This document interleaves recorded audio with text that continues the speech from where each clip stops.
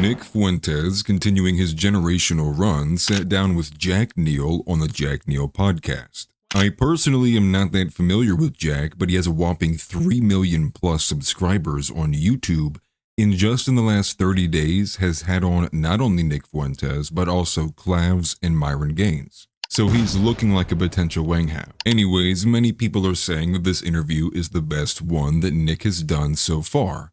And I would wager a lot of that would have to do with backstory fatigue, as almost all of them have opened up with Nick explaining the same origin story involving Cassie Dillon. But like most interviews or any long-form content, there typically is a clip that stands above the rest. But for this one, there was a few. So let's start with the most controversial. Nick doubling down on not trusting Erika Kirk. I have to know, what do you think about Erika Kirk? Well, I got a lot of flack for this. Yeah. I criticized Erika Kirk. But look, here's the thing about Erika. Nobody wants to say anything about Erika Kirk because she's a grieving widow. And so that's just decency. Nobody wants to attack a young woman who lost her husband to a vicious public execution and now has 2 fatherless children. That being said, nobody would be saying anything if she went home and grieved. But she didn't do that. She immediately assumed control of Turning Point USA, which already was one of the most influential, powerful, conservative nonprofits and for-profit entities in the conservative movement, and which became far more powerful after Charlie died because of his apparent martyrdom. So within 72 hours, she becomes Charlie's successor. And now she's in Washington, D.C., it seems, all the time, with J.D. Vance, with Donald Trump, with all these other powerful people. Now, I'm going to tell you what I don't like. I don't like when people take tragedy or a sob story or something that's emotionally impactful, and they use it as cover so you can't ask questions or criticize. And I feel like that's what is happening here. Like I said, if she were a widow grieving, no one should or could say anything about her. It would be out of line. But we're not talking about Erika Kirk, the grieving widow. We're talking about Erika Kirk, the president of Turning Point USA and close personal friend of J.D. Vance, heir apparent of MAGA. We can't ask questions about who this person is. We can't criticize or be skeptical of who she is because she cries. See, that I feel is manipulative, and that I don't like. So when people start to tell me for emotional or moral reasons, you can't ask that question, that's when I get even more suspicious. So Erika Kirk, I don't know her, and that's sort of the thing. Who really is she? I don't think anybody knows, actually. That being a great observation, is I would imagine most people only became aware of who Erika Kirk is or what she even looked like from the assassination itself. And not to mention all of the performative elements surrounding it, the weird touching and hugging of like J.D. Vance, Jesse Waters, but it became a negative feedback loop as well, where people were already off-put just by the nature of how weird it felt and Erika taking the spotlight almost immediately. But then some of these pundits would get rabid. They would basically gaslight you if you said literally anything, and that only caused the people who were being gaslit to go, well, there must be something here if you are reacting in such a rabid manner. But back to nobody knowing who Erika Kirk is, this is also a bit of a problem because when people started to dig into who she was, you get all these people pushing back, oh, this is ghoulish, oh, this is... And I would argue by just the nature of the way that people had handled this, it actually caused more questions than what they had going into it. And so the idea being that a lot of this would have simply probably have just rolled over had TPUSA and the people in the mainstream maybe been a bit more upfront and kind of acknowledging like, yes, we get there's some oddities. Yes, we understand there's some weirdness surrounding this, but we didn't get any of that. We got take the official narrative or you're a demon or you're a ghoul, which I would also argue is even more evidence that there's something weird going on behind the scenes, but alas. But I think the biggest point being, though, is once again Nick Fuentes offers a fresh breath of air on the subject, not parroting mainstream Republican talking points and not dodging and dancing around the question because he's too afraid that it might hurt somebody's feelings. This is why people follow Nick Fuentes. And speaking of women, and moving on to our next clip, Jack Neal asked Fuentes why he thinks dating is gay. Nick, why do you think dating women is gay? Well, here's what I think is gay. It is gay to date women. Here's what's gay about it. What's gay about it is that, you know, when I think about relations between men and women, it's about sex. All of my views about men and women come down to the biological imperative, which is that when a man and woman reach the age of sexual maturity, they want to have sex. According to Catholic sexual morality, the only way to have sex is within marriage. That's what makes it moral, because to have sex is to have kids, unless there's something wrong with you. To have sex is to have kids. Kids need a mother and a father that are going to stick together. So the way that you build a stable society is to say the mother and the father are going to have to be together before they have kids and have sex. They're going to have to be made one flesh. They're going to have to, that's their obligation to their children. That's our obligation to God. And so my view of sex and in the United States is people should be getting married younger. Because what they're doing now is they're going out and they're having a lot of hookups or having a lot of casual sex, which I don't think anybody's really, in the end, deeply satisfied with this arrangement. So people reach the age of sexual maturity. They want to have sex. They go out and have lots of sex. And they wait maybe 5, 10, 15 years. They wait until they're in their mid-20s, late 20s, 30s, before, when the women are past their prime in looks, they wait for men to really have all their ducks in a row. Then finally, now we want to have kids. And what happens? Well, at that point, the women aren't particularly fertile. Maybe they're only going to have a couple of kids. And also at that point, maybe both of them have had a lot of sexual partners and they've become maybe bitter, cynical, set in their ways. They haven't grown together. It makes it less likely they'll stay together. This is a very dysfunctional situation.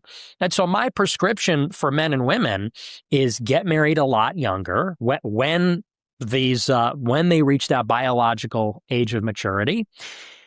And then they're supposed to have kids. Then when the men and women are young and energetic, that's when they're having a big family and they can take care of a big family because they have energy. And then they grow together. They mature and grow into adults together, and they're more likely to stay together. The reason that dating is gay is because it's sterile. There's something very sterile about dating. Men are using condoms. What's gayer than using a condom? You know, preventing your virile seed from impregnating a woman, not to sound graphic, but like, that's very gay. It's gay for a woman to be on birth control and like denying the creation of life. It's gay for men and women to be not married, but texting each other all day and watching Disney movies and cuddling together and, you know, playing this sort of game throughout college and then into early adulthood. Will they or won't they? Am I going to get married? Maybe we'll live together. I think the whole thing is just deeply unserious and just very kind of juvenile and immature.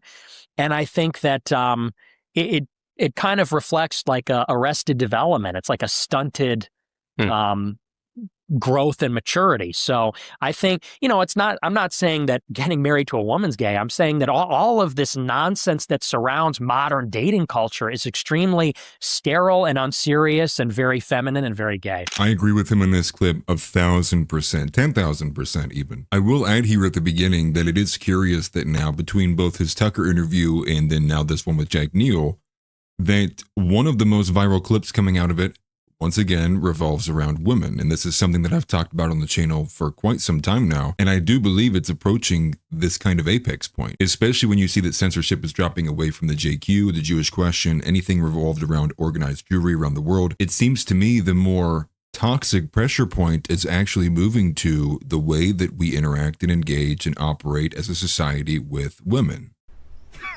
Women. But to the effect of everything he said, yes, all of the song and dance that goes into modern day courting of women is gay. And it's funny that everybody knows a couple or even multiple at that have this very immature way of they organize their lives. Like one sports betting and watching ball all day, like no plans of getting married. You ask him about the question, he's like, oh man. You ask the girl, she's like hoping, she's like, maybe one day, but I don't know if that's really what I want. Maybe I want to do this, maybe I want to do that. And all in all, it culminates into they end up owning a dog as a replacement for a child. And then that ends up with two things. Either they ultimately do commit to each other, the dog becomes a part of the family, or in most scenarios, they end up in a really toxic scenario arguing over who really owns the dog now. And another injection I would add here would be the proxy of the fact that no one's getting married young. And part of that is the fact that we have removed the assumptive authority that parents and more often fathers had over their sons and daughters, which was kind of be to directive and push them at certain things. And the kind of value set you get back from most modern parents nowadays is, well, we just let the child decide. The son or the daughter, they choose whatever that's free and open to them. And consequently, what you get from that is a lot of people who are 25, 26, 27 years old who have no idea what they want to do in life because they weren't pushed enough. And ultimately, when they were given that much free choice, they most often get paralyzed by the choice, end up doing nothing. They do what's convenient. And thus, you're 28 years old, you just live in an apartment, and you have no wife, no kids, and often no degree. And a lot of the times, even the ones who do end up with a degree end up with one that they look back on in a couple of years and go, I don't even want to do this anymore. And maybe the broadest point of all that Nick does bring up is nobody really is happy with this arrangement. Sure, you can make an argument for the top 1% of men and the top 10% of women who are getting some kind of transactional value out of it, whether, monetarily. But for everyone else, this is just the reason why, or one of the main reasons why you see the suicide rates is what they are. You see the animosity the way that it is. And it's very sad because very rarely do you see any marriages lasting well beyond 30 or 40 years when that used to be the status quo. Now, hard segue, the most viral clip by a wide margin comes from a clip that Kyver Rev has posted. What would Nick do day one as president? So I guess the year is 2036. Nick Fuentes is elected president of the United States. What does day one look like in Nick Fuentes America? Oh, day one is going to be ugly. No, but look, I mean, day one. Also, I should have clarified. Would you run for president? Oh, maybe. I don't know. I don't think I could ever win because I'm too offensive. I'm too provocative. But assuming I did, and if I won, I would immediately, here's the role of the president. The president is the chief law enforcement officer of the country. That's really the goal. The executive is to execute the laws that are passed by Congress. And what is happening right now is of course, the nation's in open rebellion. We have a criminal illegal alien population of maybe 40 million people. We don't even know. I mean, it could be 20, 30, 40, maybe 50 million illegal aliens here. And they all have to be returned. At the minimum, many of them, tens of millions of them have to be returned because they have no legal standing here. Well, what happens when you try to do this? You see what's happening in Broadview here in Illinois. You get riots, you get protests, you get the mayor and the governor resisting. You got to go in and arrest those people too. What else is happening in Chicago and New York and LA? Rampant crime, chaos, murder. There was a story last night. Somebody drove a stolen car through the window of a luxury store and did a grand theft in the store and got away. And this happens all the time in Chicago. So if I were president on day one, I'm bringing the National Guard everywhere. I'm talking hundreds of thousands of National Guard in all the major cities. And we are putting that shit on lock. It is going to be martial law. We are getting in the public transit. We are going to be in the city square. We're going to be in the worst neighborhoods. We are going to be, if this is the case, it would be visible. It would be broken window policing. Every crime is going to be punished. Littering, vandalism, graffiti, everything is going to be punished. And many people are going to be deported. And the message would be, we have laws here. We don't fuck around. This is the United States. You have to follow the law. And we're no longer going to pander to criminals. If you're a criminal, you're going to jail.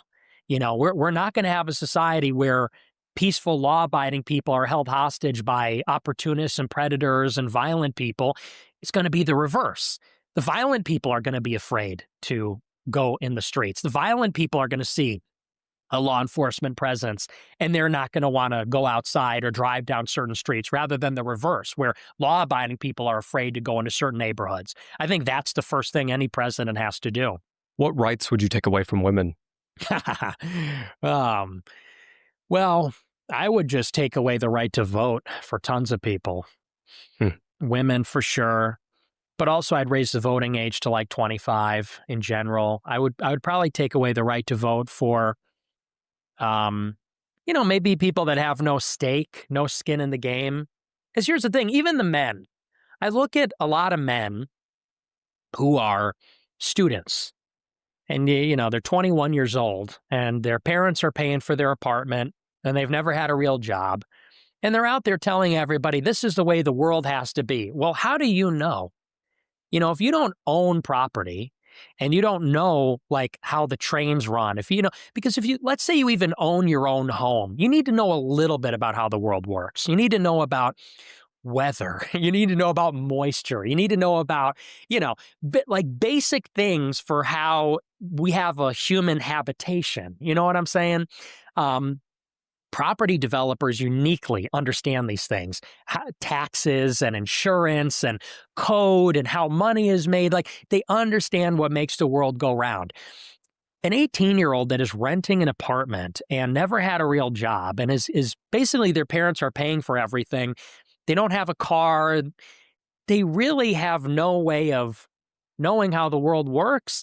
And they also have no skin in the game. Whoever wins the election, it doesn't really matter that much, actually, for them. So I would say that we have to really seriously consider reworking who is eligible to vote based on, who we would entrust that decision with, who we'd feel comfortable entrusting the decision of who should run our country with. And, what comes to mind is people with children, people that own property, people that are of a certain age, people that have had military service, people that speak English. How about that? I mean, there would be some requirements that'd be introduced. So this clip primarily revolved around three major things: deportations, crime, and voting. Two of which I might add were campaign promises from the current administration that they aren't delivering on. Wow, what a mystery that people are listening to Nick Fuentes. And I say that to match his comments of the president is the chief executive. He is there to enforce the laws. Because for a lot of these scenarios and a lot of the problems that we're dealing with, it's not that we need new laws to be legislated, drafted, and voted upon. It's that we need laws that are actually already on the book to be honored and enforced. With the caveat as well that the ones that are being enforced are not being enforced through the prism and perspective of the lens that is the color of people's skin. For the voting issue, he's certainly correct. But the problem still exists, though, of how you get large groups of people to vote for their inability to vote in the future. Because say you just decided you wanted to decree as an executive order, I don't know how you could guarantee that there wouldn't be violence on the other side of that. Like, for example, I think if you were to repeal the vote for women, I think that would be the one that could probably be done via executive order and everybody would kind of just get over it. Were you to remove the vote from men by something other than like age, right? If you raise the age limit of a vote, I don't think men would be upset about that. But were you to remove it for other grounds such as, you need to own a home or you need to own property, and already understanding for how high of a barrier of access it is to get into the housing market right now, I don't know how well that would fall or be received and resonate with the average man here in America. But wrapping all of these prior clips together, as well as a lot of them that weren't mentioned, Nick explains to Jack why he is so feared by MAGA and the establishment. Vice President J.D. Vance says that you're a total loser, disavows you, and you're not part of the MAGA movement. Do you think they're embarrassed by you, or do you think they're afraid of you? They are afraid of what I represent, which is what has happened with MAGA. It started out as a revolutionary movement. What was the message of MAGA? It was America first, Americanism, not globalism. And deeper than that, Trump said, when I get elected in 2016, he said, we are going to throw out all the super PACs, all the lobbyists, all the global banks, the global special interests. People forget how radical that first campaign was. And then immediately, once Trump won the election, all the interests came in.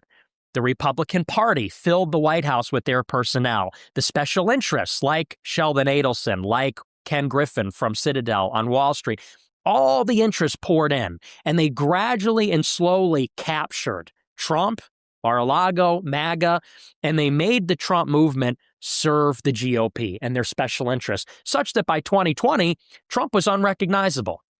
At 16, he said, we're going to end foreign wars. We're going to build a wall. We're going to end free trade. In 2020, he was bragging about moving Israel's embassy to Jerusalem, lowest black unemployment in history, cut the corporate tax rate by over 10%. It was a completely different campaign. And what I represent, I not only represent the young people, but I represent the actual promise of the original Trump revolution. Realizing America first, Americanism, not globalism. And so you have people like Ted Cruz or J.D. Vance. They see MAGA as effectively a form of a Trojan horse. It looks like and is dressed up like something new, something different, something unconventional that actually challenges power. In reality, now that Trump has been elected the second time, it's a true Trojan horse. What awaits inside the Trump movement is lobbyists. Inside of it is the corporate interest. That's why Trump gets elected. He buries the Epstein files. He bombs Iran. He extends the corporate tax cuts. If somebody like myself is able to have a platform, then we will expose how MAGA has been corrupted. And then potentially in 2028, we might get another crack at actually having a populist takeover of the GOP. They would be happy if people would pretend that Trump of 2024 is the same as Trump of 2016, so that it's going to protect their grift. That's why they don't like it. And once again, he is spot on, and let me be a representative to this fact. Not only does he represent the original energy in the 2015-2016 Donald Trump movement, but he comes with all of the bells and whistles too. He's younger, he's smarter, and maybe most important, he's a lot more representative of the bulk of people who will be voting for him. And even if you wanted to look at it financially, like sure, he's wealthy now, but he doesn't have Fuentes Tower in New York City. But I would also add to that as well that his path forward and this ascendancy of Nick, this generational run, if you will, has been nearly identical to the Trumpian path, which everybody remembers in the beginning, like people like Shapiro and Walsh, who were never Trumpers and were rooting for Ron DeSantis over him. Now, I would also might add that Donald Trump didn't get censored, so maybe a little bit of a difference there. But the idea being that Donald Trump has mean tweets, he says offensive things, he's too edgy, he's mean to women. And who does that sound like? And despite all of what they threw at Trump, he still won. You couldn't stump the Trump. Here we are with Nick Fuentes. Once again, it's similar going on. Almost once a week, you will find a clip from Nick that will go viral, that will get bantered by both the far left, the progressive left, and also the racialized far right, the white nationalist crowd, the ankle biter phenomena, if you will. And the thing is, it doesn't matter. The support for him and the loyalty that he already has from people who he's already convinced and have shown the way, people like myself who have followed him for quite some time, there's nothing that you could throw at the man that will shake this kind of belief towards him. And once that avatar is kind of set in, it's like, this is the guy. Like, this is the, get the ticket to the Nick train, like we're going to the top. You're not going to be able to put that back in the bottle. And I do think that moving forward, Nick is the guy, and he will be treated and defended in the same way I would imagine the most ardent the memers of the 2016 era have defended Donald Trump. You will see that energy and more of the energy defending Nick Fuentes. And a lot of it being based around like he's unworthy to lead or he doesn't possess the right qualities to lead. And it's on these same elements, right? All these reasons why he's not the guy. Nitpicking. And as many people, as many better men before me have said, great is the enemy of good. Perfect is the enemy of good. And sure, you're never going to find a perfect candidate, right? And if Jesus Christ was walking this earth, people would be crucifying him. They wouldn't be asking him to win an election. That's just the nature of man. And the only issue to all the attacks on him is it seems to be bolstering and pushing him forward. And so with all those parallels there, I think we have the writing on the wall. I think you can very well and expect that Nick Fuentes will be a political player, maybe not for president, but at least in the circle somewhere, as a major dominant force moving forward, especially on the right wing. Now, I would be remiss if I didn't also include the book recommendation, which is a bit of an inside joke if you don't regularly follow Nick Fuentes. And the gist is this: if you ask for a book recommendation, you are going to get eviscerated by Nick in the super chats. But on a podcast that's a lot more friendly and a little bit of a different nature, Jack Neal did ask Nick Fuentes if he had a singular book recommendation, what would it be? I guess if you could force every American to read one book, what would it be? If I could force an American to read one book, I would force every American to read the biography of George Washington by Henry Cabot Lodge, because I think that people in America have no idea where we come from. And I think the biggest problem is there's such a lack of a sense of civic or personal responsibility. America was built by truly the finest men. People like George Washington, John Adams, Alexander Hamilton. These were bold, courageous, visionary, brilliant people. And that is what is required for self-government to work. For us to have a republic, a democracy, a free society, you don't just get privileges. You actually have to have responsibilities, which is to say, America's not about being able to smoke weed and carry a gun and get gay married and, drive like a maniac. America is supposed to be about we can choose our own destiny. But in order to do that, we have to be prudent, we have to be virtuous, we have to be hardworking, responsible, we have to be rightly guided. And those were the kinds of people that built this society, that fought for our independence, that fought for our right to self-determine, to determine our own course. And they were truly great men. They were the best among us. So for the lowest common denominator, it would be good for them to get inspired about where we came from and kind of what we need to be to keep what we have here. So you heard the man. Go get on Amazon right now. But all jokes aside, this was a phenomenal interview, and I would even say it was his best interview, even better than Tucker's. And there were some great portions that I didn't include, ranging from his thoughts on segregation to foreign infiltration of our highest government agencies. So with it all being said, I would heavily encourage everybody to watch the full thing on Jack Neal's show, or his channel, I guess I should say, because the entire thing is good. And especially those elements that also revolve around Christianity. Getting a little bit of insight into, what would Nick say when he talks to Jesus Christ, or some of his opening ideas of, thinking about being a priest growing up. And all I can say is I am elated to see the continual positive reception of Nick as he keeps growing in this space and growing in the mainstream, because this is the closest that I have ever felt to enacting any kind of real and Christian change in this nation since I have been alive. Because quite honestly, and maybe many of you feel the same, when you look at politics, it's not even like a sports ball arena. It's not even like you even want to cheer for your team. The way I've always looked at it is both sides really, really suck. On the other side of that is if you wanted to root for one of those teams, it's like you're going to have to put a lot of work in to get some changes going. And with Nick being the tip of the spear and kind of forcing their hand on doing so, he's making it easy for everybody else to get involved. He's making it easy for everyone to get excited, to get galvanized, to be motivated for something that actually represents them, something that speaks to them. And what's speaking to them is a once-in-a-lifetime chance, a golden ticket, if you will, to take your nation back and actually enact change that is godly, good, and righteous, and will push back against the degeneracy that we have been under for God knows how long. Nick Fuentes, the man who turned my black pill into a white pill. But that is where I will leave it. Let me know your thoughts if I missed anything, and like always, I will see you guys in the comments. Peace. Smash that like button.